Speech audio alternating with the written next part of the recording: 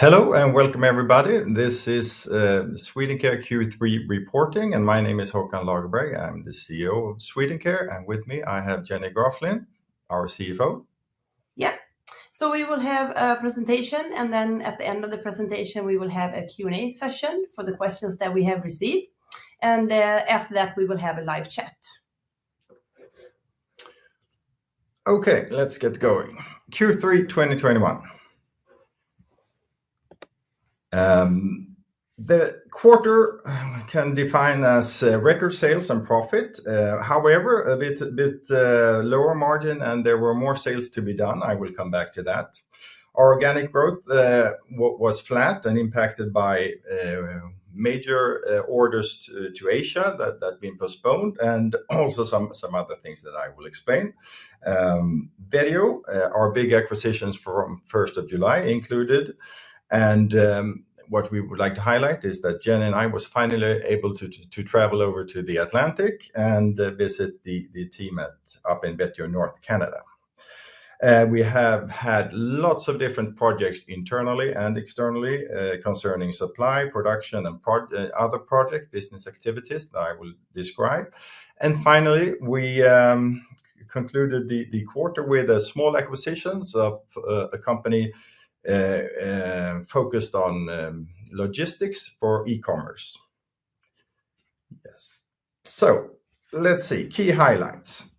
As I've described previous quarters, we have many activities with bigger business opportunities. It's you can say that it's different projects. It's all from lots of online projects, of course, that we handle internally. We have lots of discussions with bigger companies regarding different markets, and we have also different more let's say bigger opportunities with chains and clinics and buy-in groups, and all of that is mainly due to our new composition of the group, that we have a fantastic product offering and brand offering. So there's lots of interest from the market for Swedencare and all of our different brands. We have had a very good quarter, even though it started off a bit slow due to the COVID situation, as you all know, impacted us. That it came back during the summer, and lots of events were postponed or handled digitally. But nevertheless, several of our group companies had their best quarter for 2021. Swedencare UK, our Nordic company, our Spanish company, PetMD Brands, our online company in the US, and Stratford, our veterinary focused company down in Florida.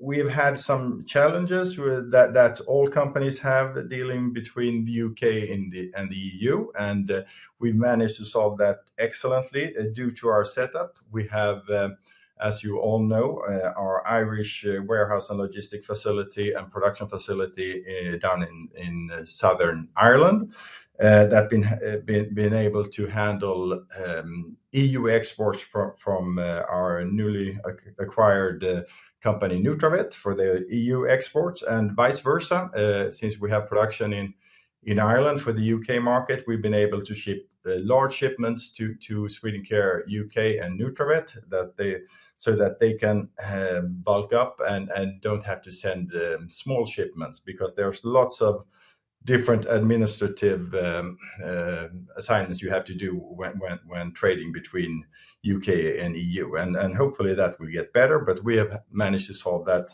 excellently, and that has had a positive impact on our sales. Online keeps on growing for us in basically all markets, and as I've stated previously also, that we do see an excellent return on investment when it comes to sales and marketing activities online. We keep on building our different brands online and in different platforms. As of now, it's been mainly, if you look at Europe, it's of course Zooplus and Amazon. If we look at US, it's Amazon and Chewy. But now, and especially one of the reasons why we acquired FAV is really that there are so many platforms in the US there where we haven't been present, and And with them, we can easily get our products listed in lots of different platforms. Video, our biggest acquisition ever. As you might recall, they were a contract production development partner. We buy some of our products from them, but we are in process of transferring more and more production to Video. They had some issues this quarter, unfortunately. First of all, the Q3 of Video is normally a bit slower due to the focus on dermatology products in Video South. However, it was further hampered by a hurricane issue the power outages affected our production. Then we had some COVID issues with key staffing and being hit by COVID. And then finally, there were some challenges with raw material costs that we couldn't push further to our customers during the quarter. But however, we have started that process. So from Q4, some of our price increases have ticked in, and it will all be done by 1st of January 2022. But I would like to underline that that Video still had a good quarter, and you can look forward to completely different deliveries from them going forward. We have also had a huge project in Video South, expanding the production and a completely new facility for supplements and soft chew production. That was finalized end of Q3. We actually managed to have one project starting and invoiced, but that was a small project. But that was a good way of showing that the team and all of the parties involved in Video is really dedicated in delivering good results to the group. And now in Q4 we will start production, and from Q1 2022 it will be full production, and we really have long line of both external and internal customers, especially for the soft chew production that will be set up is ongoing right now. Regarding Video North, that has development and production for pharma products. They closed several important deals during the quarter, and those will start in 2022 and onwards. Many of the Video North projects are projects that are for a long period of time, from 3 to 10 years. The agreements could be. So it's first development of the product and then starting production. And as I've said in last report, is that as of now they have several development projects, but production will kick off during 2022. We've also continued to make improvements in our setup when it comes to solving both, let's say, administrative and practical flows within the group, but also, of course, from a cost perspective. So we have moved the warehouse facility for Holden 2 or PetMD brands to the same facility where we have Stratford and Animal Farm. And that will really, or has really improved the flow from the PetMD brands, and also giving them capability of handling their orders better. Animal Farm, that has had some one of the key group companies that have had some issues with supply. Now we have transferred all of their derma products to Video. So from now, end of September and really now in October, really starting to go up to high volumes.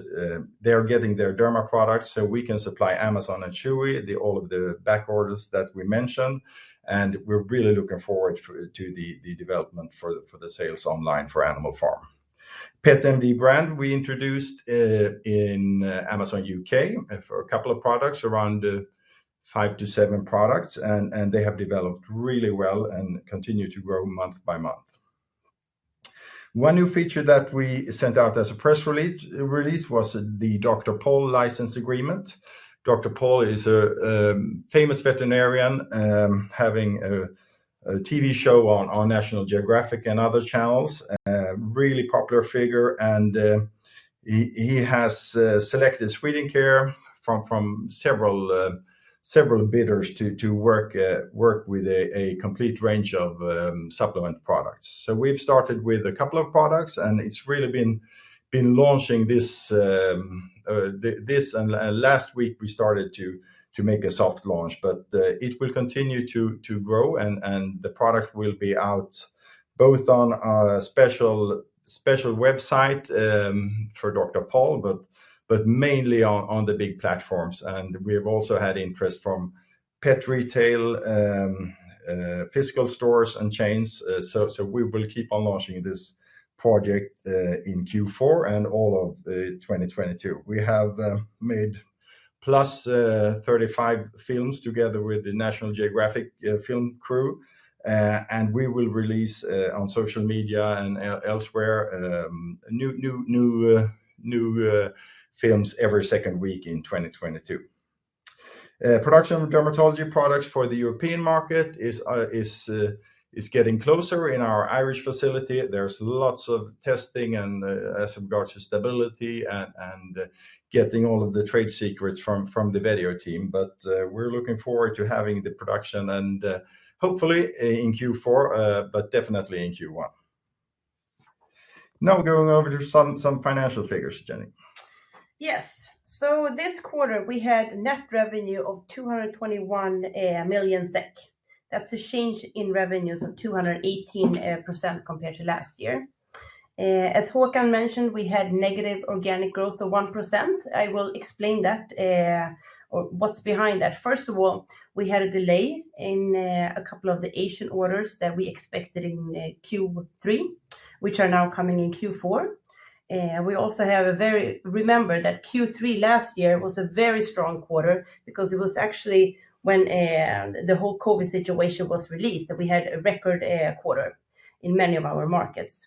But then it's also important to know that in the organic growth, it does not include the growth of our acquired companies, which have had very strong growth organically during the quarter if you compare to Q3 last year. For example, RX and Nutravet both had more than 25% organic growth, which is then not included in our organic growth. Another thing that impacts the organic growth, just to explain that a little bit more, is that we have moved sales around between our group companies to best optimize the group. So sales which happened in Q3 last year might be included in an acquired company this quarter. So it has an impact on our net revenue, but not on our organic growth. Moving over to EBITDA, we have an operating EBITDA of 57 million, an EBIT margin of 25.6%. This is built from a gross margin which is at 56%. This is a little bit lower than last year when we were at 62%. It's due to a little bit lower margin in Vetio and PetMD, but in line with our expectations. As Håkan mentioned, it's also impacted by the increased raw material prices that we have seen, which we are then pushing to our customers now in Q4 and Q1.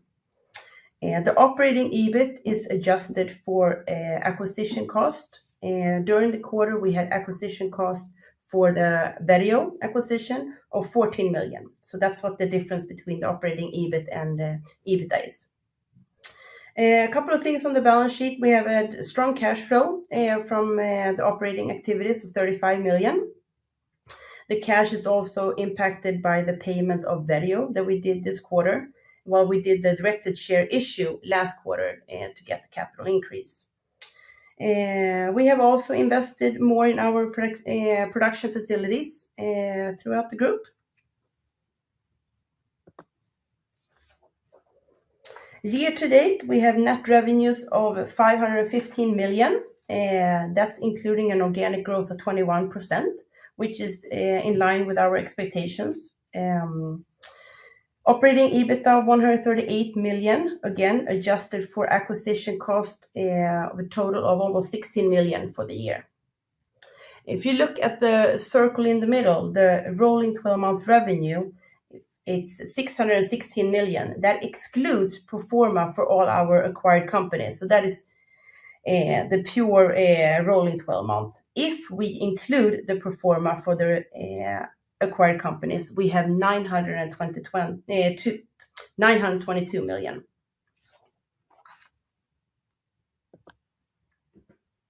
This is to show, if we look all the way to the left, you have Swedencare, and this is our this is our Q3 report, basically 616 million with 158 in EBITDA. Then we have the pro forma, which is including the acquisitions that we have done for the last 12 months, which is not included in our numbers yet. So, for example, you would have RX for 2 quarters, and you would have Holden for 1 quarter. The reason for the lower EBITDA margin on the pro forma numbers is that before we acquired RX, they did a lot of cleanup in their financials, which impacted, I would say, their result before we acquired them. So that's why that is quite low. On the consolidated basis, going forward, 936 million with a 24% EBITDA margin. I also want to note that I have not included FAV here due to the fact that we have not purchased this company for their financials. We have bought it for their, let's say, the operating logistics. The growth in the group is, of course, included here, but it's also negatively impacted by the exchange rate and also the value. Let's move over to sales per region for the quarter. The biggest change, of course, if you look at the sales per region last year to this region or to this quarter, is the North America. This part has grown to 75% of our revenue compared to 58% last year. So, of course, this is heavily impacted by the acquisitions that we have done in North America. And this market has grown 480% compared to last year. And year to date, it's 68% of our total revenue. UK and Ireland, we have done the acquisition at Nutravet. So this part of the total growth or total revenue is about the same as it was last year. Asia, if I look, it's 32% growth versus last year. And year to date, it's 4% of our total revenue. I can also include for the first 9 months, all regions have had growth of more than 20% compared to last year. This is sales per product category. The one that sticks out a little bit is the new category called Pharma. And this is due to the fact that Vetio has basically 2 business models. They are both doing contract development and manufacturing in pharmaceuticals. And that's what that 8% is. And the second leg they have is production of dermatology products, which is then included in the topicals and dermatology part, which is 44% of our total revenue. Plaque Off is affected by the lower sales in powder, but all the other Plaque Off products are growing with more than 60% this quarter. In the other category, we also have human products, which has had an increase this quarter from RX. I also want to say that, as Håkan mentioned, we have some delays in production, and so we continue to compensate this by investing in our own facilities. We started already in Q2 with the production of the Plaque Off powder in Texas. We have increased it more with Vetio, and we continue to increase this part. This is the year-to-date sales per product. Pharma, again, sticks out as the new category with 3%. And this is a product group that will definitely increase a lot going forward because all the big volume production projects start now in 2022 in Montreal. For the year, Plaque Off had a growth of 23%. And the big difference, I would say, is the share. Last year, Pernod Plaquoff had 66% of total revenue, and now the split is much more even between the Plaquoff, topical dermatology, and nutraceuticals. This is sales per brand, and there's a couple of developments here. One of them is in private and co-label. Håkan has already mentioned the Dr. Pol, which is our first license agreements, which will then fall into this category. But we have also seen other development in private and co-label. We have several customers who are broadening and replacing their existing products with our brands. We can also mention that Animal Farm is growing because they are launching on the Amazon. We had the Pet MD in Europe, like Håkan mentioned. So there's a lot of development in our brands on various markets and various channels. This is our rolling 4 quarters. You have the green line, which is our revenue, 616 million. You have the dark blue, which is our EBITDA of 158, and the 175 million, it's the operating EBITDA. So it just adjusted for acquisition costs. Okay, some highlights about FAV. As I said, we acquired by October 1st. Why did we do that? Yes, we, as you all know, want to focus more and more, or at least add on more direct sales to end consumer, and both from our own sales, but also from different platforms where you can have solutions. And one key element to get products out on different platforms is really the application process and all of the administration around that. FAV has a fantastic network and agreement with lots of platforms. So they have a listing process that is much smoother, and they have that due to the fact that they have the capabilities of drop shipment for sales on these different platforms. So the end consumer, they don't see a difference that they order the product, for example, on Amazon, but the product is shipped from FAV's warehouse, not from the different Amazon warehouses. And that makes it also easier for us to invest in different marketing and sales activities, because as you all know, there's a big stress on the big platforms warehousing facilities. So there is limitations on how many products you are allowed to ship into their different fulfillment centers. And then we could be a bit cautious in making big campaigns, because if we can't supply the products, then you have an issue with all of the listings. Now, when we have secured drop shipment from FAV, we can handle both orders from or being shipped directly from Amazon, but also drop shipped from FAV. So that's a big advantage for us. They also, as I said, lots of different platforms where we're not present at the moment for different products, and that is not to say that all of our brand is going out on all of the different platforms, but now we have a possibility to strategically choose which platforms we want to be on. Also, timing wise, it's a much faster process, so we can add products within a short period of time, and we can also add basically as many products as we want. Another feature is that we get access for the same setup for Amazon Canada and Amazon Mexico, where we haven't been present, and we're about just this week or next, we will have many new products up in Canada, and Mexico will start in Q4 as well. Another feature is that we will be able to make bundle offerings from different group products on the different platforms. That's an issue or a feature that we can't do as of now, and that also could create attractive deals for the end consumer.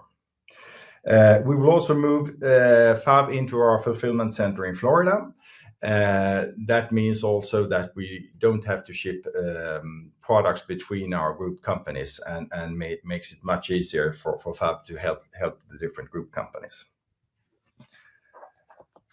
And then priorities going forward for 21 and 22, it's much the same as we've had all year. It's really integration of the acquired companies, and the process is really great. As I've said, we have lots of internal projects, but the internal projects don't take the upper hand on the external ones. We're really focused on growing all of the companies, growing the sales, but of course there are so many opportunities between our group companies, and one important feature was, as I wrote in my comments for the report, was really a project like Dr. Paul. We wouldn't really been able to handle that without the setup that we have. It's an integral project being handled by key staff in Stratford, in Pet MD Brands, and now in FAB as well. So it's really creating a completely new feature, and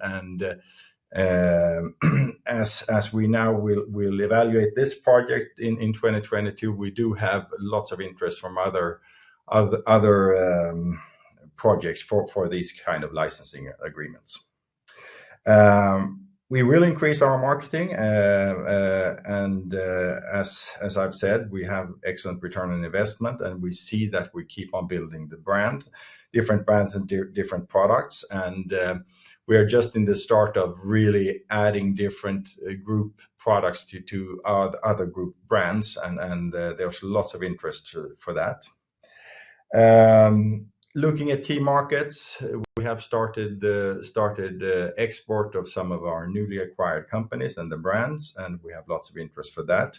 Some has been, of course, a bit slower due to the restrictions on traveling, but still we work a lot with Teams and Zoom, and now that we are finally able to travel again, it will be much easier for us to get products out around the world.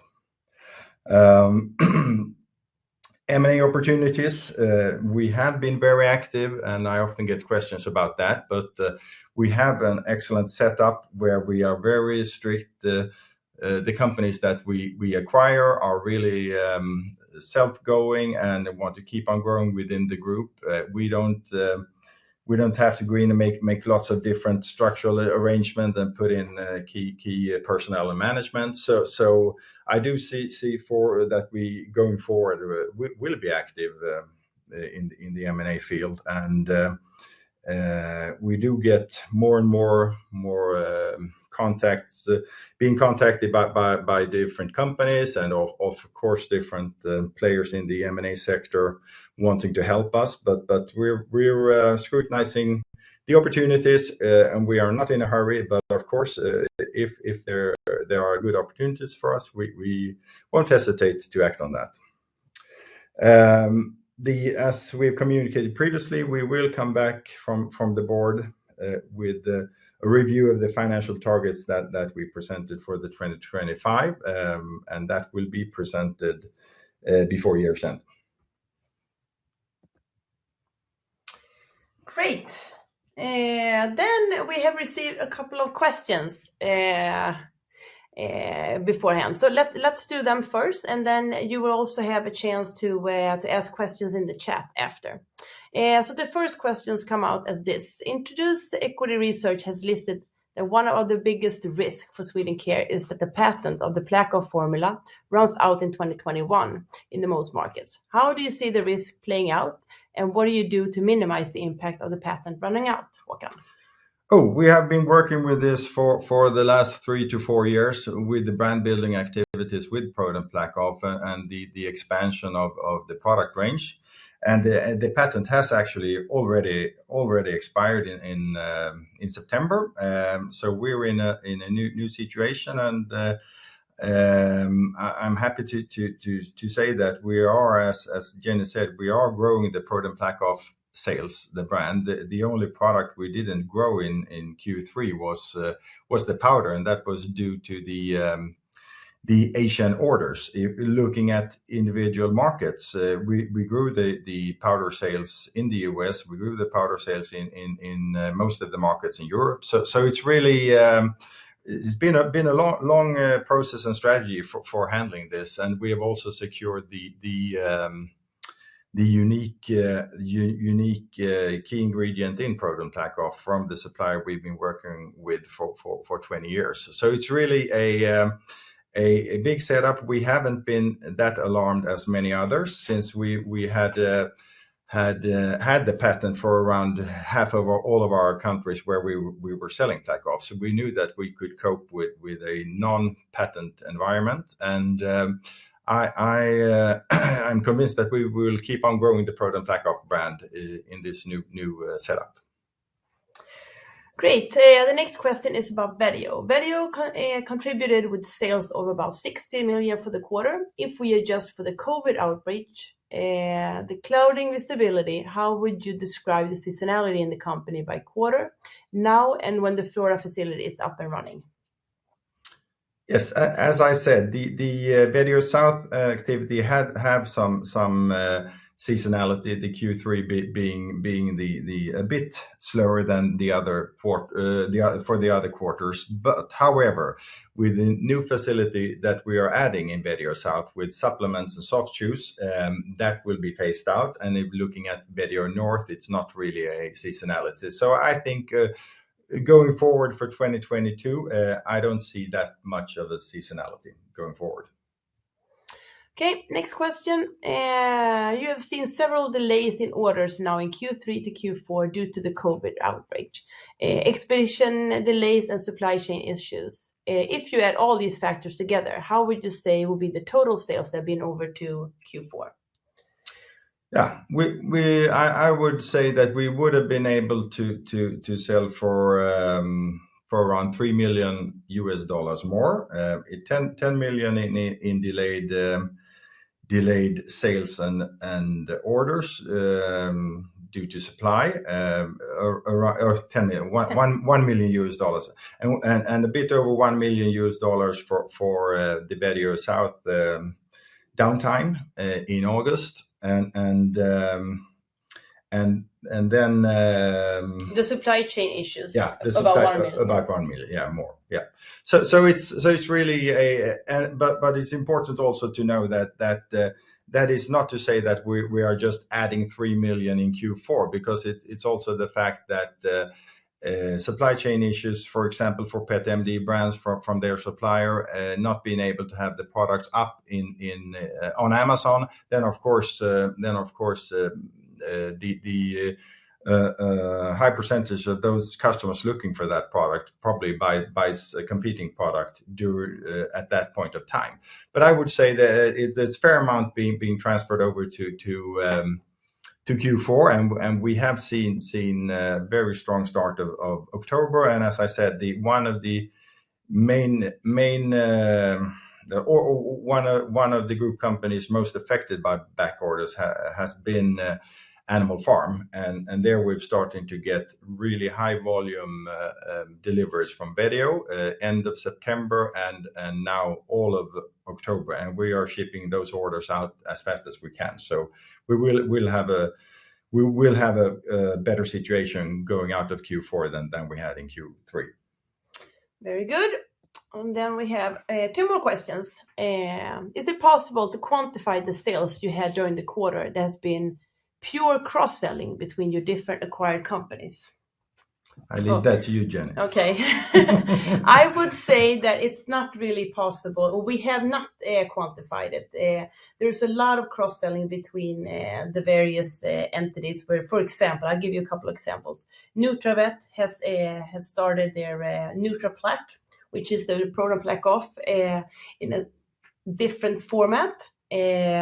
We have the Derma sales being sold in the US pet retail channel. So there's a lot of cross-selling, but we have not quantified them. But there's a lot going on, and there's a lot more coming, I would say. Your depreciation and amortization increased about 7.3 million in the quarter, mainly due to Vetio. Is it possible to say anything about what you expect in terms of capex and depreciation going forward to the group? Well, the majority of the capex we have now included in Q3 because they were a lot of the video ones were related to the new production facility in the south. So I would say when it comes to CapEx, of course, now we have much more production facilities, so our CapEx is going to increase compared to what it was last year. However, the majority of it is done per the ongoing plans. Let's do this. Okay, now we are back. Now we're going to have a live chat that's going to start in 5 minutes. Håkan, I don't know if you have any final words. No, thank you for listening to us, and we're finally, I could just end up by saying that we're so glad that we will be able to have a group management meeting in Florida in early December, meeting up with all of the new group companies, and the board will come in as well, and it will really be a fantastic opportunity for us to meet in real life and discuss and plan for lots of new business activities. So that will be a highlight for the year for us as a group, definitely.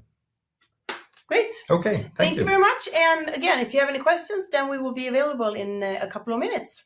Thank you. Bye. Bye.